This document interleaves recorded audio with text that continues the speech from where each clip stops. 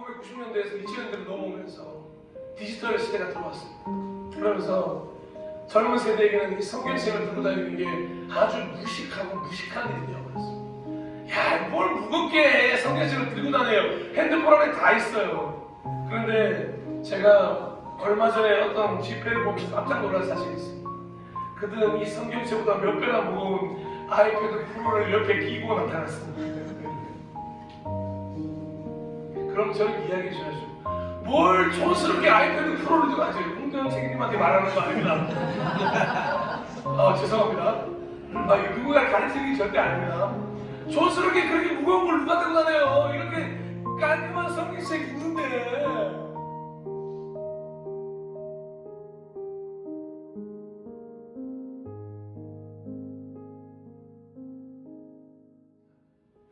중세시대에 주요 쓰였던 언어는 헬라어와 독일어였습니다.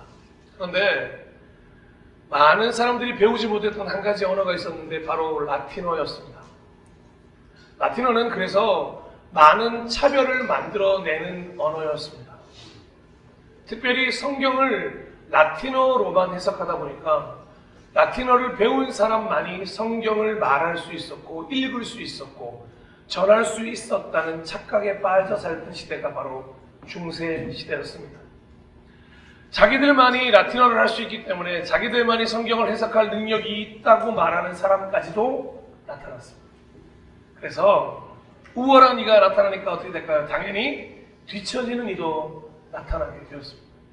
분명히 같은 하나님을 믿고 있는데 나는 하나님의 말씀을 읽지도 못하고 쓰지도 못하니 점점 누군가의 해석을 의지하기 시작했다는 것입니다.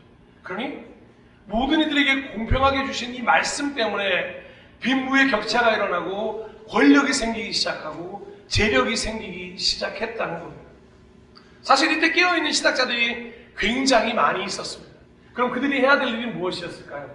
빠르게 평소에 읽던 독일어나 헬라어로 번역을 했으면 되는 일이었습니다. 아니, 했으면 되는 일이 아니라 반드시 그래야만 했습니다. 그래야 최대한 많은 사람들이 말씀을 읽을 수 있도록 해주어야만 했다는 것입니다. 그런데 권력의 맛이 얼마나 달콤한지 모릅니다. 자신들만이 말씀을 해석할 수 있다는 이 권력을 쥐고 있는 사람들은 조금도 번역을 할 생각을 하지 않습니다. 그게 한술 더 떠서 이런 말씀도 한번 해볼까? 라고 하면서 사람들의 반발이 걱정이 되면서도 내놓은 한 가지 이야기가 있었는데 면죄부라는 걸 팔리기 시작했어요. 처음에 걱정했대요. 야, 사람들이 이거 면죄부라는 게 말도 안 되는 걸 알면 어떡하지? 그런데 그 걱정은 잠시 지나서 아무런 걱정도 되지 않았던 게 면죄부가 불티나게 팔려나가기 시작했습니다. 사랑하는 자녀 여러분, 여러분이 사준 면죄부를 통하여 부모의 죄가 사해질 수 있다면 여러분은 얼마치 면죄부를 사시겠습니까? 김가은이 얼마치 사시겠습니까? 네? 100만 원치 사시겠다고요? 죄송합니다. 아버지의 죄는 1억이 넘습니다.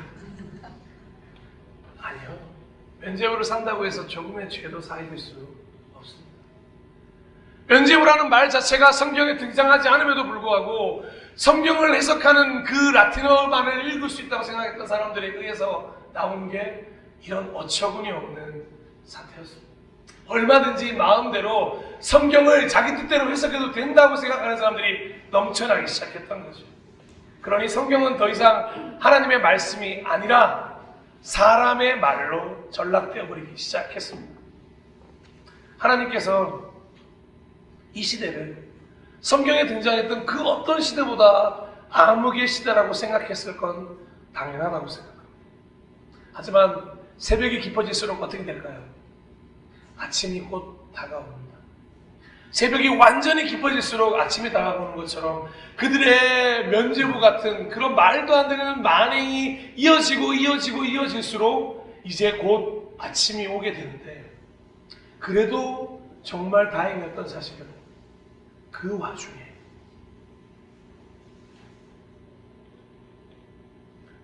말씀을 읽고 있었던 사람들이 있었고 말씀대로 살아야겠다고 생각했던 사람이 있었고 그 말씀을 더 많은 사람들에게 읽히게 해줘야 되겠다라고 생각하는 정말 다행히도 많지 않았지만 목회자들이 남아 있었습니다. 그들은 그들의 일생을 통틀어 라틴어 성경을 독일어와 헬라어로 번역하기 시작했습니다. 쉬웠을까요? 절대 쉽지 않았습니다. 권력을 진 사람들이 얼마나 많은 방해를 했는지 번역본이 나오는 순간 불타는 건 일수였습니다. 그럼에도 불구하고 말씀을 읽던 사람들, 진짜 말씀이 뭔지 아는 사람들, 그 말씀을 묵상하는 사람들은 이 말씀을 더 많은 사람에게 전해 주어야 한다는 그 사명을 가지고 하나님 앞에서 기도하며 발버둥 치기 시작했습니다. 그러는 순간 시대는 점점 사람들의 중심이 되어가는 르네상스 시대로 옮겨가기 시작하고 계몽주의가 판을 치기 시작했습니다. 그런 시대를 새로운 시대라고 말할까요? 아니요. 그건 성경에서 수도 없이 반복되었던 시대였습니다. 오히려 새로운 시대는 바로 이 성경을 헬라어와 독일어로 번역함으로 일어났던 우리가 그토록 잘 알고 있던 종교 개혁이라는 새로운 시대로 일어나게 되었습니다. 가톨릭에서 프로테스탄트, 개신교가 삐쳐나오게 된 거죠. 나는 너희들과 한 길을 걸을 수 없어. 말씀엔 그런 내용이 적혀있지 않아. 더 많은 사람들이 말씀을 읽어야 해. 라틴어만 읽는 너희들의 해석은 틀렸어 라고 말하면서 나왔던 거죠. 그러면서 세 가지 솔라를 외치기 시작합니다. 들어보신 적 있어요? 오직 성경, 솔라 스크립투라. 오직 믿음, 솔라 피데. 오직 은혜, 솔라 그라티아. 이 세 가지를 외치며 모두가 다 말씀을 평등하게 읽어야 한다고 하는 새로운 시대의 문을 활짝 열게 되었습니다.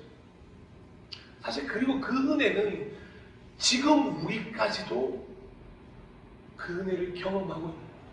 사랑하는 여러분, 만약에 아직도 라틴어가 번역되지 않았더라면 우리는 여전히 성경을 읽을 수가 없습니다. 우리나라 더 가까운 얘기를 해볼까요?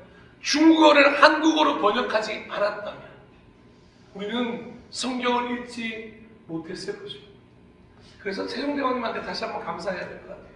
세종대왕님이 그리스도인인지는 알 수 없으나 하나님 감사합니다. 그렇게 한글로 번역된 성경을 우리는 지금 마음껏 볼 수 있습니다. 여러분, 성경 때문에 어떠한 패배감도 느끼지 않으셔도 괜찮은 거예요. 나는 성경을 읽지 못하고 저 사람은 성경을 읽으니 저 사람이 더 우월하다고 하는 마음도 우리가 가질 필요가 없는 시대에 오게 되어 있습니다. 내가 까막눈이 아니구나 스스로 원망할 필요도 없게 되어버렸습니다. 우리는 그런 새로운 시대를 지금 살고 있습니다. 하지만 정말 죄송합니다만 이 시대는 벗어난 굴레를 다시 쓰려고 너무도 애를 쓰는 시대가 아닐까 생각합니다. 이제 누구든지 하나님의 말씀을 편하게 읽을 수 있고 해석할 수 있어서 여호와의 말씀을 묵상하는 것으로 얼마든지 누구나 다 가능한 일이 되었음에도 불구하고 어느 시대를 제외하든 맹목적으로 가장 누군가의 해석에 좌지우지되는 시대가 지금이 아닐까 생각합니다. 스스로가 하나님의 뜻을 찾을 수 있음에도 영적 귀찮음은 우리를 다시 한번 라틴어 성경을 읽던 시대로 데리고 가는 거죠. 여러분의 머릿속에는 말씀이 떠오르십니까? 누군가의 설교가 떠오르십니까? 누군가의 해석이 떠오르십니까? 성경 구절이 떠오르십니까? 우리는 더 심각한 문제가 뭐냐면 우리 스스로가 성경 말씀이 아닌 사람의 해석 앞에 서려고 한다는 거죠. 하나님의 말씀이 있어요. 말씀도 읽을 수 있어요. 그런데 너무너무 귀찮다 보니까 누군가에게 그것을 대체적으로 줘버리고 나는 너의 해석을 믿을게, 너의 해석을 따를게라고 맹목적으로 따르고 있다는 거죠. 성경을 앞에 두고도 무엇이 진리인지 물어봅니다. 성경을 읽지 않다 보니까 진리로 자유케 된다는 게 무엇인지 도무지 이해할 수가 없는 시대가 되어버린 거죠. 여러분, 성경을 액세서리 취급하다 보니까 필요 없을 때는 거추장스러운 도구가 되어버린 거죠. 1990년대에서 2000년대로 넘어오면서 디지털 시대가 들어왔습니다. 그러면서 젊은 세대에게는 이 성경책을 들고 다니는 게 아주 무식하고 무식한 일이 되어버렸습니다. 야, 뭘 무겁게 해. 성경책을 들고 다녀요. 핸드폰 안에 다 있어요. 그런데 제가 얼마 전에 어떤 집회를 보면서 깜짝 놀란 사실이 있습니다. 그들은 이 성경책보다 몇 배나 무거운 아이패드 프로를 옆에 끼고 나타났습니다. 그럼 저는 이야기해 줘야죠. 뭘 촌스럽게 아이패드 프로를 들고 다녀요. 홍대원 책임님한테 말하는 거 아닙니다. 죄송합니다. 이거 누군가를 가르치는 게 절대 아닙니다. 촌스럽게 그렇게 무거운 걸 누가 들고 다녀요. 이렇게 깔끔한 성경책 있는데.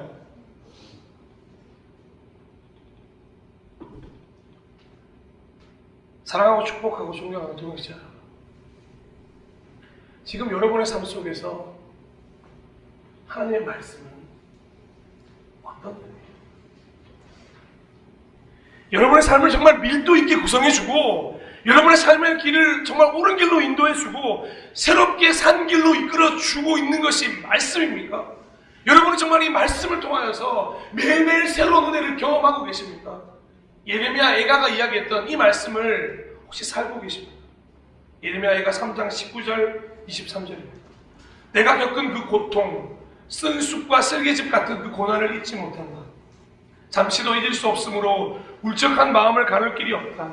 그러나 마음속으로 곰곰이 생각하며 오히려 희망을 가지는 것은 주님의 한결같은 사랑이 다함이 없고 그 긍휼이 끝이 없기 때문이다. 주님의 사랑과 긍휼이 아침마다 새롭고 주님의 신실이 큽니다. 아멘. 이 말씀이 여러분의 삶을 깨우고 있습니까? 아침마다 새로운 은혜가 여러분들을 새롭게 만들고 있습니다. 절망 속에서도 희망이 되고 모든 것이 무너진 가운데서도 새싹이 돋게 하고 눈물을 기쁨으로 변화시켜주고 새로운 시대를 열어줄 말씀이 여러분에게 정녕 있으십니다. 저는 지금 여러분에게 성경을 읽고 있냐 질문하는 게 아닙니다. 지금까지 여러분이 읽었던 그 말씀들이 여러분에게 정말로 진짜 믿음으로 인정할 수 있는 생명의 말씀인지를 묻고 있는 겁니다. 여러분에게 하나님의 말씀이 진정 인생길에서 우리를 구원으로 인도할 유일하며 전부인지를 여쭙고 있는 겁니다. 여러분에게 말씀은 어떤 의미입니까? 여러분에게 누군가의 설교의 좋고 나쁨을 떠나 그 말씀 자체로 여러분에게는 어떤 의미입니까? 제가 드렸던 10가지 질문에 대답하기 위해서 우리는 모두 BC 445년으로 좀 가봐야 할 것 같습니다. 거기에는 마틴 루터보다 무려 2000년이나 앞서서 새로운 시대를 열었던 한 명의 인물이 있습니다. 제가 너무도 존경하는 인물, 바로 느헤미야입니다. 그는 유대인이었지만 이스라엘에 살고 있지 못했습니다. 왜냐하면 BC 586년에 이스라엘이 멸망하면서 이스라엘이라는 나라는 사라져버려요. 그리고 그의 후손들은 포로로 끌려갔고 그 나라에 페르시아에 정착했고 2대, 3대가 지나가기 시작했고 그들 나름대로 유대인이었지만 먹고 살아야 되기 때문에 열심히 노력하며 살았습니다. 그 중에 느헤미야는 꽤나 많은 노력을 한 것 같아요. 어디까지 올랐냐면 왕에게 술을 따르는 사람까지 올라갔습니다. 이거 가볍게 보시면 될 일이 아닌 게 총리보다 더 가까운 사람이 누군지 아십니까? 바로 이 술 따르는 관원자예요. 굉장히 중요한 측근에게만 일을 맡길 수 있는 거예요. 그러면 느헤미야가 그 자리에 올라갔으니 그 자리를 통하여 새로운 시대가 열리는 것일까요? 열심히 노력해서 정말 핵심 권력에 올라서면 하나님이 그 사람을 통해서 일하시는 것일까요? 우리는 그렇게 생각할 때가 많습니다. 느헤미야가 술 맡은 관원장이라고 해서 이 사람을 통해서 하나님이 일하시겠구나. 아닙니다. 물론 그 자리는 너무도 중요하겠지만 느헤미야에게는 너무도 중요한 다른 사건, 다른 계기가 있었다는 걸 알고 계십니다. 느헤미야에게는 하나니라고 하는 사촌 동생이 있었어요. 그 동생을 통하여 자신의 고향인 예루살렘에 대한 소식을 들을 수 있었는데 차라리 듣지 말아야 할 소식. 느헤미야 1장 3절입니다. 그들이 나에게 대답하였다. 사로잡혀 오지 않고 그 지방에 남은 사람들은 거기에서 고생이 아주 심합니다. 업신여김을 받습니다. 예루살렘 성벽은 허물어지고 성문들은 다 불에 탔습니다. 그러면 586년이 지나고 445년이면 약 120년이 지난 시간입니다. 120년이 지난 후에 이 얘기를 듣는다고 여러분은 느헤미야처럼 우실 수 있겠습니까? 근데 느헤미야는 말도 안 되게 이 이야기를 듣자마자 자리에 덜썩 주저앉아 울기 시작했어요. 그동안 120년 동안 그 예루살렘에 대한 소식을 전혀 듣지 못했던 사람이거든요. 근데 우는 것으로 그치지 않고 슬픔에 잠겨서 이제 금식까지 하게 되는 거예요. 그리고 금식하며 하늘의 하나님께 기도하기 시작했습니다. 사랑하는 여러분, 1월, 2월 설교 시리즈 기억나십니까? Pray or nothing. 기도가 아니면 아무것도 아니다. 느헤미야는 기도로부터 새로운 시대를 열려고 합니다. 그런데 제가 1년 동안 나누지 않은 한 가지가 있었는데 기억하십니까? 저는 기도의 내용에 대해서는 나누지 않았습니다. 왜 기도의 내용이 나누지 않았냐면 바로 이 느헤미야 이야기 때문입니다. 느헤미야는 기도했습니다. 기도가 정말 중요해요. 그런데 더 중요한 게 뭔지 아십니까? 기도의 내용. 이 기도의 내용이 오늘 정말로 새로운 시대를 열 수 있는 열쇠가 되었기 때문에 무엇이 하나님을 움직이게 만드는지 아십니까? 수많은 믿음의 사람들이 어떻게 하나님의 응답을 받을 수 있었지 아십니까? 그들에게는 공통적인 특징이 있습니다. 그들은 모두 하나님의 언약을 가지고 기도한다는 것입니다. 아무리 오랜 동안 침묵이 흘렀고 하나님이 마치 잠들어 보이는 것 같고 도무지 새로운 길이 보이지 않는 시대라고 하더라도 하나님의 잠을 깨울 수 있는 게 뭐냐면 바로 하나님이 자신이 말씀하신 그 말씀 언약이라는 사실입니다. 기도자가 기도의 내용을 각자의 목소리가 아닌 하나님의 말씀을 통해서 선포하며 기도할 때 하나님은 결코 외면하실 수가 없다는 것입니다. 지금 느헤미야는 이 공식을 가지고 기도하고 있다는 것입니다. 말씀대로 하소서. 하나님 당신이 하신 말씀을 기억하소서. 하나님 당신은 당신이 하신 언약을 반드시 지키는 분이십니다. 하나님 잘못했습니다. 자복합니다. 그러면 용서해 주시겠다고 하는 분이 당신이 오니 용서를 허락하여 주시옵소서. 지난주였나요? 우연찮게 개그 콘서트의 한 장면을 보게 됐습니다. 두목이 있고 부하가 있어요. 두목이 부하에게 이렇게 얘기합니다. 야, 사실대로 이야기할 테니까 100만 원 가져갔으면 말해. 처음에는 부하가 이야기합니다. 아, 저 안 가져갔습니다. 야, 사실대로 말하면 봐줄 테니까, 사실대로 말하면 봐줄 테니까 말해. 아, 진짜 안 가져갔어. 내가 다시 한번 얘기할게. 진짜 내가 말한다. 잘 들어. 봐준다고. 봐줄게. 말해. 가져갔습니다. 그러니까 갑자기 동물이 어떻게 했을까요? 야, 이 자식이! 이렇게 하는 거죠. 그러면 부활장에서 뭐라고 하면 되나요? 봐준다며요. 그러면서 한마디 더 하면 이렇게 화낼 거면 200만 원까지 가고 그랬네. 사랑하는 부모님들, 우리가 자녀들한테 가끔씩 입이 탁 막힐 때가 어딘지 아십니까? 이럴 때 있잖아요. 우리 가끔씩 야, 인마 부지런하게 살고 성실하게 살아야 돼, 인마. 그러면 가끔씩 늦잠 잘 때 있잖아요. 왜 그랬습니까? 그러면 서연이가 이렇게 물을 똑똑 들여서 아직 접니까? 그렇게 해요. 민망해요. 사랑해요. 하나님 길에 기도해도 돼요? 라고 말할 정도로 지금 느헤미야는요 간절한 호소처럼 보여요. 보세요. 간절한 호소처럼 보이시죠? 근데 분명히 자기가 잘못한 건데 말씀으로 가까이 다가서면 다가설수록 하나님 당신이 하신 말씀으로 당신의 목을 옥죄어 있는 것 같아 보이지 않으십니까? 마치 잘못은 우리가 해놓고요 하나님 정말 하나님이 이렇게 말씀하셨으니 해결하는 건 당신이어야 되지 않겠습니까? 라고 하나님께 협박하는 것처럼 보이지 않으십니까? 다시 한번 제가 느헤미야 1장 9절을 읽어드릴 테니까 한번 천천히 들어보십시오. 우리가 주님께로 돌아와서 주님의 계명을 지키고 실천하면 쫓겨난 우리가 하늘 끝에 가 있을지라도 주님께서 거기에서 우리를 한데 모아서 주님의 이름을 두려고 택한 곳으로 돌아가게 하겠다고 하신 그 말씀을 이제 기억하여 주십시오. 아멘. 이 말씀이 언제 나온 말씀인지 아십니까? 그 옛날 출애굽한 이스라엘 백성들에게 모세가 유언처럼 남겨주었던 하나님의 말씀입니다.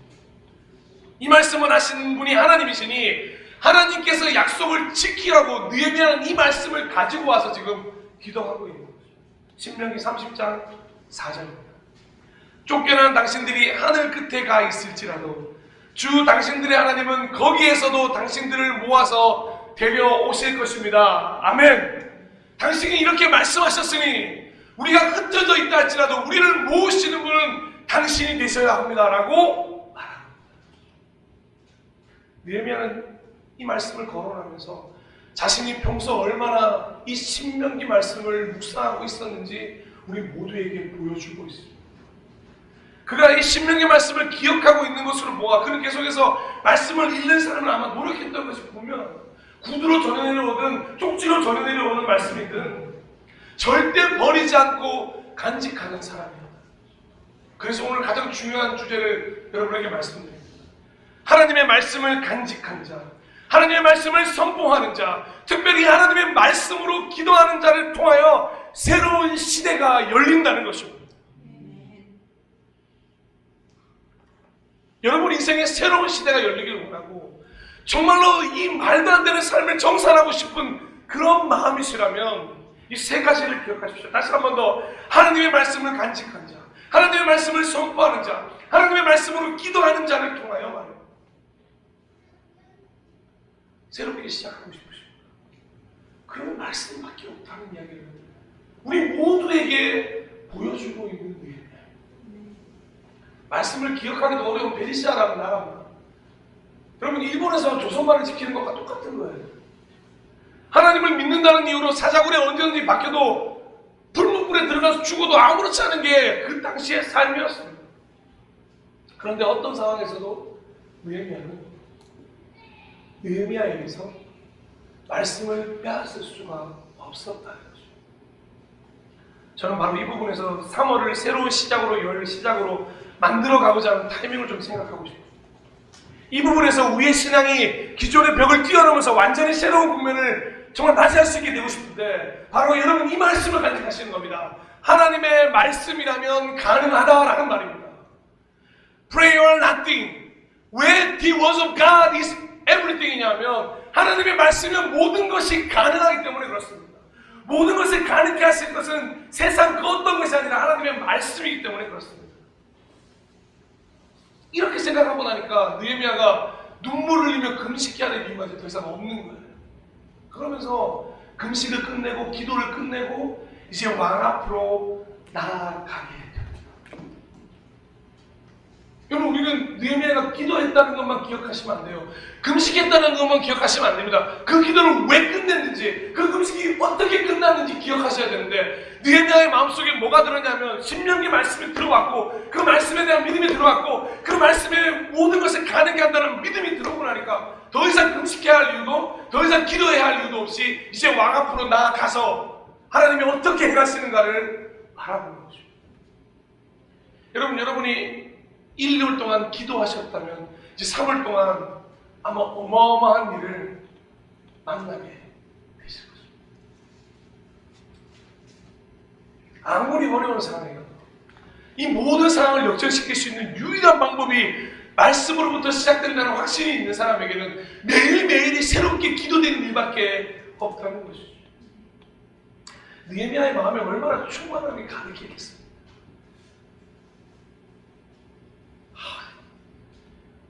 하나님 이 말씀이 있는데 제가 왜 눈물을 흘리게 됐을까? 하나님 좋습니다. 이게 말씀을 읽지 않은 사람들의 능력인 거예요.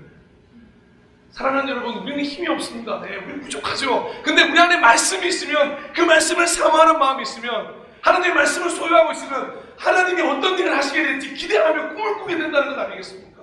아브라함처럼 백세에도 꿈을 꿀 수 있어요. 요셉처럼 감옥에서 꿈을 꿀 수 있는 사람이 될 수 있습니다. 다니엘처럼 어떻게든 말씀을 붙드는 사람을 보호해 주신다는 하나님의 음성을 가지고 있으면 되는 거예요. 말씀이 모든 것을 변화시킬 수 있는 놀라운 능력을 소유하고 있다는 건 조금도 의심하지 않고 오늘 한번 믿어보시지 않겠습니까? 모든 승리의 공식이 뭔지 아십니까? 말씀. 누가복음 1장 37절입니다. 대저 하나님의 모든 말씀은 능하지 못하심이 없느니라. 이렇게 꽈놨을까 모르겠어요. 한글 성경은. 오늘은 쉽습니다. 대저 하나님의 모든 말씀은 다 가능하다. 모든 걸 가능케 한다. 이게 말씀입니다. 말씀의 힘은 우리의 상상으로 가능할 수 있는 영역이 아닙니다. 히브리서 4장 12절입니다. 하나님의 말씀은 살아있고 힘이 있어서 어떤 양날칼보다도 더 날카롭습니다. 그래서 사람 속을 꿰뚫어 혼과 영을 갈라내고 관절과 구실을 갈라놓기까지 하며 마음에 품은 생각과 의도를 밝혀냅니다. 아멘. 무엇보다도 이 말씀을 의지해야 될 게 큰 이유가 뭐냐면 우리의 인생이 헛되지 않은 것을 이미 말씀을 통해서 약속해 주셨어요. 우리가 제일 원하는 거잖아요. 내가 살아가는 게 내가 하는 이 모든 일이 헛되지 않았으면 좋겠다. 말씀을 붙든 사람들에게 그 은혜가 있다. 빌립보서 2장 16절 생명의 말씀을 굳게 잡으십시오. 한번 같이 읽어볼까요? 그리하면 내가 다름질한 것과 수고한 것이 아멘! 아멘! 우리의 인생이 허무함이 아니라 우리의 인생이 헛된 인생이 아니라 의미 있고 특별한 인생이었노라 생명의 말씀을 붙드는 사람들에게 하나님이 약속해 주셨다는 것입니다. 저희를 마무리하겠습니다. 사랑하고 축복하는 존경하는 예배자 여러분, 이제는 말씀을 읽는 것에 만족하는 삶을 넘어서야 합니다. 물론 말씀 읽는 건 너무도 중요한 일입니다. 하지만 읽음으로 멈추지 않고 삶으로 이어가셨으면 좋겠습니다. 그리고 가장 중요한 하나님의 말씀으로 기도하십시오. 사랑하는 여러분, 우리는 언어도 다르고 배움도 다르고 다 달라요. 그래서 각자의 언어가 다 다른 기도를 할 수 있습니다. 물론 그것도 해야 되죠. 그런데 그보다 더 중요한 기도가 뭐냐면 우리가 저 하나님의 말씀으로 기도하는 거죠. 하나님이 움직이시도록, 아니 하나님을 움직일 수 있도록 하나님의 말씀을 믿고 하나님의 말씀을 선포하며 축복하시기를 간절히 소망합니다. 우리 아이들에게 이따가 우리 기도하는 시간이 있을 텐데 우리 아이들에게 오늘 말씀으로 좀 축복해 주십시오. 정말로 야곱의 축복처럼 너는 당장 넘어 뻗은 가지가 될 거야. 얘들아, 너희를 통해 하나님이 위대한 일을 이루실 거야. 너희의 발걸음 걸음마다 하나님이 평화라고 하는 도장을 찍어주실 거야. 사랑하는 자여, 내 영혼이 범사에 정말 잘 될 거야. 우리의 언어로는 부족하지만 말씀으로 축복해 준다면 얼마나 많은 말씀들을 할 수 있겠습니까? 말씀이 이렇게 새로운 시대를 열 수 있도록, 새롭게 시작할 수 있도록 날개를 달아준 게 여러분의 믿음입니다.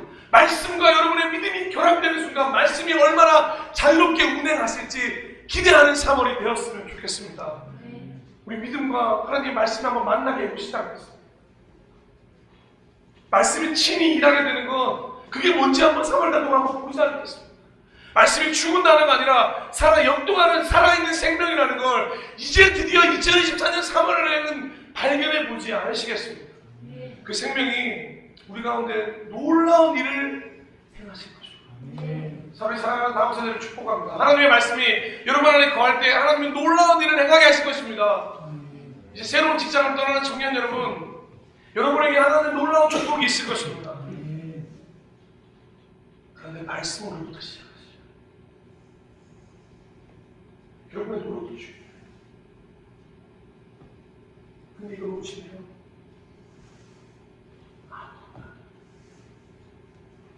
3월입니다. 겨울이 지나가고요. 봄이 옵니다. 그리고 꽃이 핍니다. 아마 내일이면 필 것처럼 날씨가 너무 좋습니다. 새로운 시대가 도래할 것을 믿습니다. 새롭게 시작하게 될 것을 믿습니다. 그러기 위해 우리 모두가 먼저 말씀으로 활짝 피어나시길 간절히 축원합니다. 그런 마음으로 오늘 찬양을 좀 불렀으면 좋겠는데요. 새로운 마음이라는 찬양을 좀 불렀습니다.